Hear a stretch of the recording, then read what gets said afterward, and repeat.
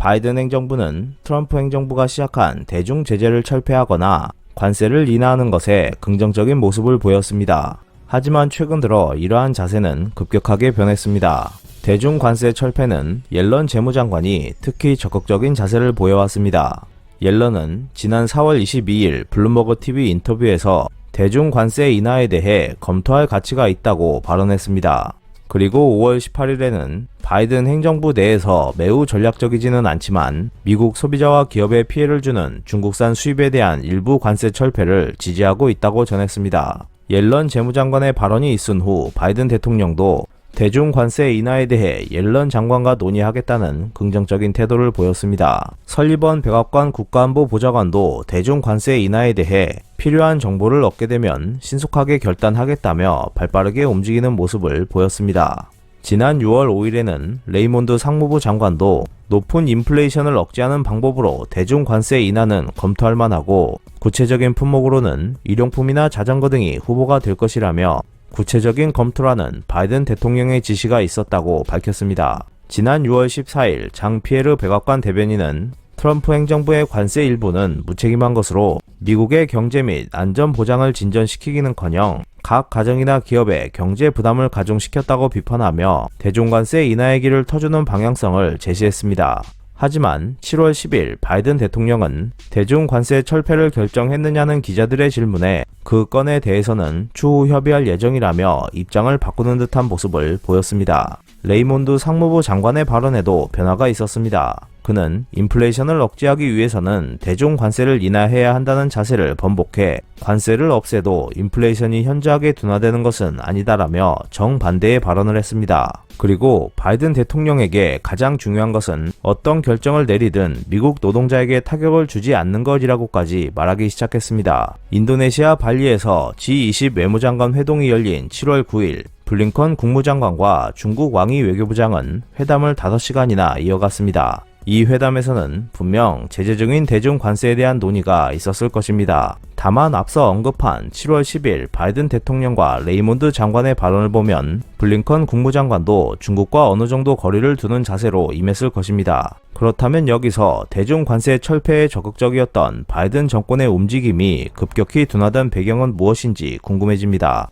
미 무역 대표부는 7월 5일 대중 관세에 관한 의견 공모를 마감했지만 미국 내 기업과 노동조합으로부터 국내 산업을 보호하기 위해 대중 관세를 계속 유지해 달라는 요청서가 다수 제출된 것으로 알려졌습니다. 그 의견 수는 400건 이상으로 미 무역 대표부가 무시할 수 없을 정도였습니다. 미 무역 대표부에 제출된 요청 중에는 미국 최대 노동조합인 미국 노동총연맹도 포함되어 있었습니다. 노조는 전통적으로 민주당의 텃밭이었습니다. 그렇기 때문에 가을 중간 선거를 앞둔 상황에서 노조의 뜻을 거스르면 안 된다는 판단을 했을 것입니다. 사실 바이든 정권의 지지율은 이제 괴멸적인 수준에 도달했습니다. 온라인 조사기관인 시빅스의 조사에 따르면 바이든 정권의 지지율은 사상 최저치인 29%까지 떨어졌습니다. 이런 상황에서 미국 내 기업이나 노조의 지지를 더 잃게 된다면 바이든 대통령은 탄핵될 수도 있습니다. 모닝 컨설트가 4월 22일 실시한 여론조사에 따르면 71%의 유권자가 중국 제품에 대한 고관세 유지를 지지한다고 응답했습니다. 인플레이션 문제가 해결되기를 바라는 미국인들 사이에서도 대중 관세 철폐는 하지 않는 것이 낫다는 의견이 대세를 이루고 있었습니다. 사실 미국에서 발생하고 있는 인플레이션의 주된 요인은 에너지, 식품, 인건비 등의 급등이며 대중 관세의 영향은 그다지 크지 않는 것으로 나타나고 있습니다. 에너지와 식품은 중국에서 거의 수입되지 않고 있고 인건비는 미국 내 문제이기 때문입니다. 설령 대중 관세를 전면 철폐한다고 해도 직접적인 효과는 0.26% 정도입니다. 미국 기업들이 중국 제품의 가격 하락에 맞춰 경쟁을 해야 한다는 점을 감안하더라도 그 영향은 1% 정도에 그칠 것으로 보입니다. 즉 9%가 넘는 인플레이션율에 시달리는 현재의 미국 경제로 보면 대중 관세 인하는 그다지 큰 효과를 얻어내지 못한다는 것을 알 수 있습니다.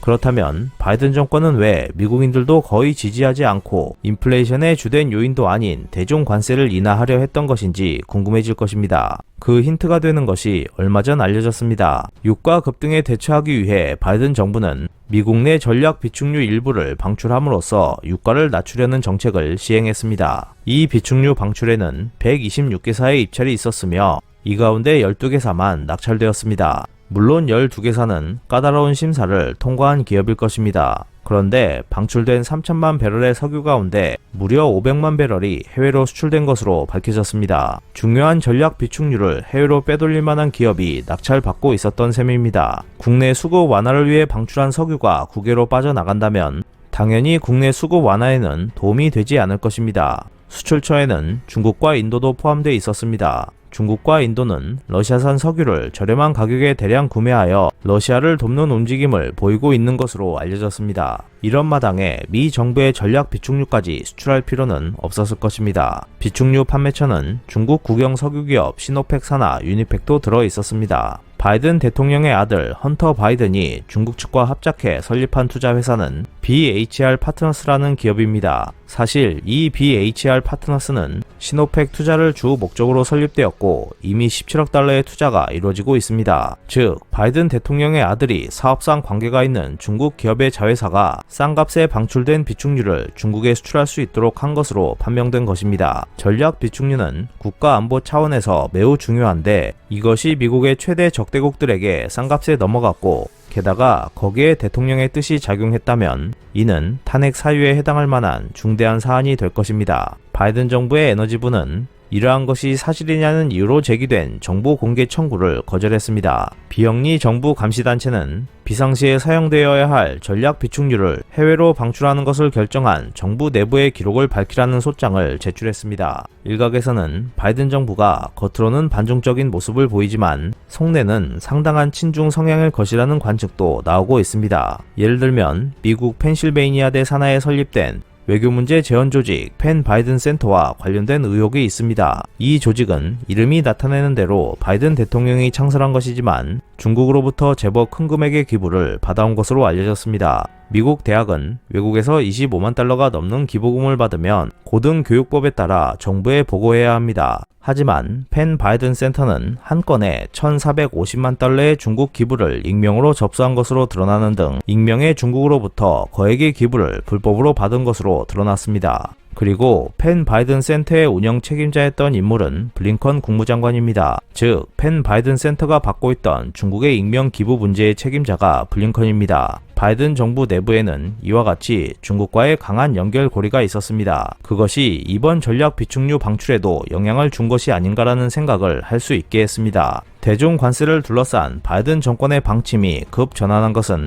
이런 의혹이 불거진 것과 크게 관련이 있을지도 모릅니다. 대중 관세를 대폭 완화하면 정권이 흔들릴 수 있다는 것을 바이든 정권이 걱정하기 시작했다고 할 수 있을 것입니다. 물론 대중 관세 인하에 대해서는 지금까지 바라는 것들이 있기 때문에 어느 정도는 인하될 것으로 보여지고 있습니다. 하지만 그것은 트럼프 행정부가 부과한 총액 3,700억 달러 상당분 중 100억 달러 정도밖에 되지 않을 것으로 보여지고 있습니다. 이렇게 되면 대중 관세 인하는 인플레이션 대책이라고 할 수 없을 것입니다. 최근 바이든 정부가 칩4를 앞세워 반도체 산업에 대해 새로운 제재 관세도 고려하고 있는 것 아니냐는 말도 나오고 있지만 이 역시 대중 강경 자세인 것처럼 보이기 위한 연기일 수도 있습니다. 이는 즉각적으로 중국과 대결하는 것이 아니기 때문에 대중 제재를 미루기 위한 시간 벌기 수단일 가능성도 있습니다. 블링컨 국무장관이 대중 정책을 조율할 차이나 하우스를 설치하겠다고 밝혔지만 이 역시 출범은 2024년이 될 것으로 알려졌습니다. 중국의 문제를 심각한 것으로 생각한다면 이런 느긋한 움직임은 있을 수 없을 것입니다. 정통 자유주의파로 분류되는 경우가 많은 미국 민주당이 왜 이렇게 중국의 만만한 존재인지 생각해보면 이런 곳에도 어둠이 숨어있을 가능성이 있기 때문일 것입니다. 앞으로 미중 갈등이 어떤 방향으로 흘러갈지 귀추가 주목되고 있습니다. 이상 피커TV였습니다.